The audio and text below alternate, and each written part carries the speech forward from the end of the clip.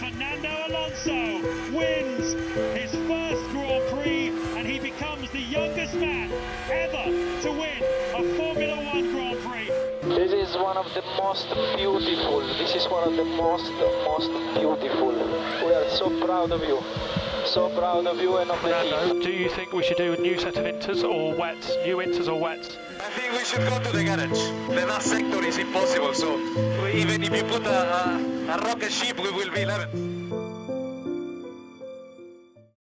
Fernando Alonso, two-time Formula One world champion, one of the most talented and polarizing drivers the sport has ever seen, and in general, pretty fun guy.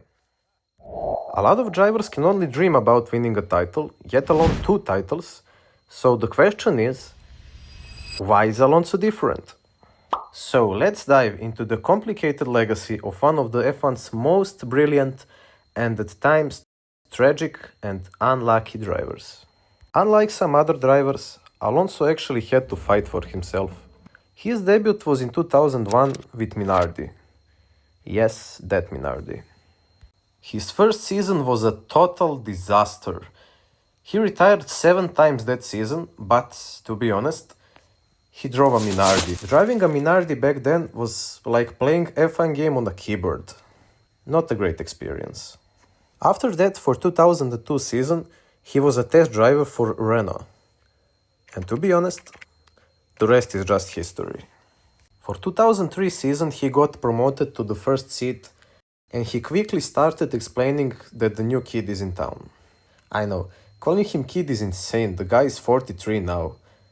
He won his first race in Hungary that season, and by 2005, we all know what happened.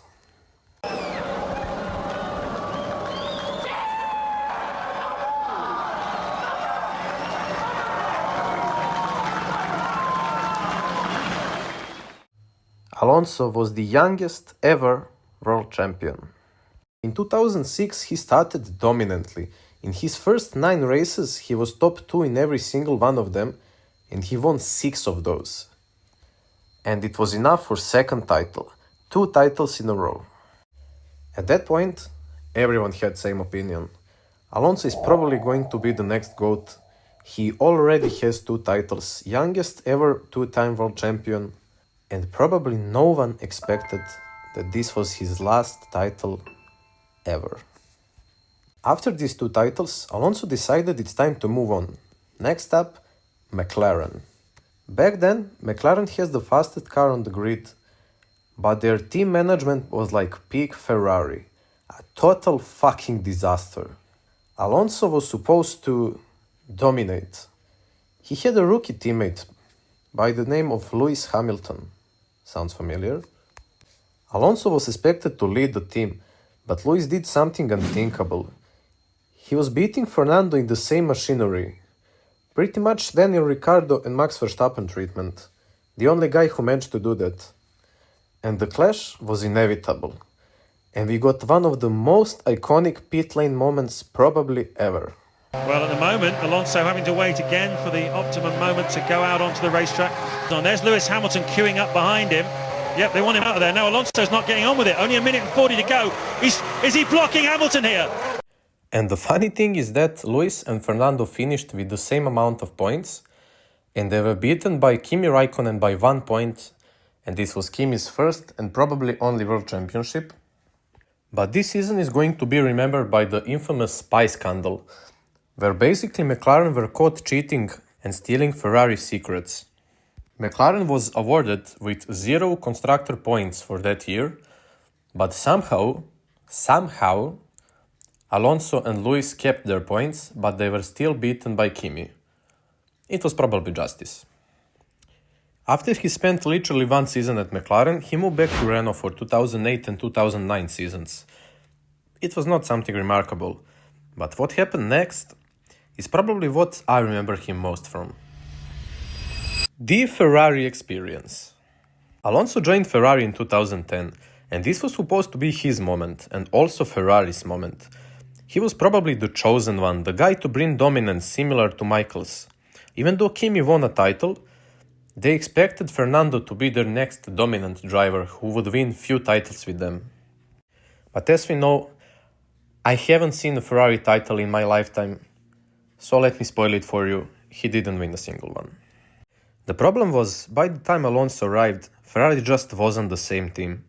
There was again a new kid in town, this time called Sebastian Vettel. And Red Bull compared to Ferrari in terms of pure team management was just so much better. Red Bull's team management compared to Ferrari's was like NASA mission compared to high school project. It was actually not even close. And sadly, this started to show narrative around Alonso's career. Pretty much wrong place, wrong time. But still Fernando was expected to be the savior. He was the driver that could bring the Scuderia back to the top. Yeah, nice try. Unfortunately for him, Ferrari just wasn't quite ready. Or other way, they always find a way to fuck up somehow. In 2010 he was close, incredibly close. But in Abu Dhabi, the last race of the season, Ferrari again showed something that we are quite familiar nowadays, with the most awful strategy possible, pretty much handing the championship to Sebastian Vettel. And 2012 was similar, but the car just wasn't good enough to beat the Red Bull, and once again, he ended the season empty-handed. I swear to God, it's like Peter Griffin was doing strategy. After Ferrari, he moved back to McLaren. I don't know why they... I really don't care too much. This is just a test. My God. Last time he was in McLaren, they had the best car on the grid, and now they pretty much had the worst car. The team just entered the partnership with Honda as their new engine supplier. And even though Max is dominating with Honda today, back then it was a disaster. Fernando spent more time complaining about the lack of power than racing. It wasn't just a bad car, it was a soul-crushing experience that left Alonso completely unmotivated. And you know what makes it even worse? The radio messages. I mean, in case you haven't heard this, The last sector is impossible, so even if you put a rocket ship, we will be 11th. and sadly, it had to lead to this. In 2018, one of the most iconic F1 drivers ever, with potential to become the best driver, decided to leave F1 and chase glory somewhere else. Or so we thought. Fast forward to 2021 and Fernando joins the Alpine. Since Alpine is just the rebranded Renault, it is basically his third time there.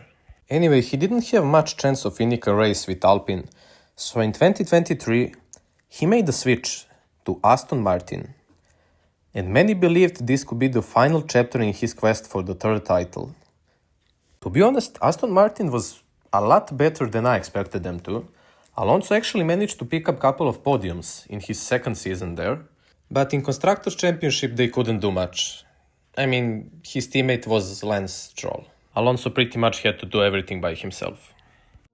Aston Martin managed to sign Adrian Newey in 2025, which is probably going to make them a contender in a few years. But sadly, Alonso can't drive forever. And by the time car gets enough upgrades, we can only hope that Alonso is still driving. Rumors about Max Verstappen got pretty strong at some point, but only time could tell. As of right now, it seems that Alonso's narrative again got the better of him, and he joined the team too soon.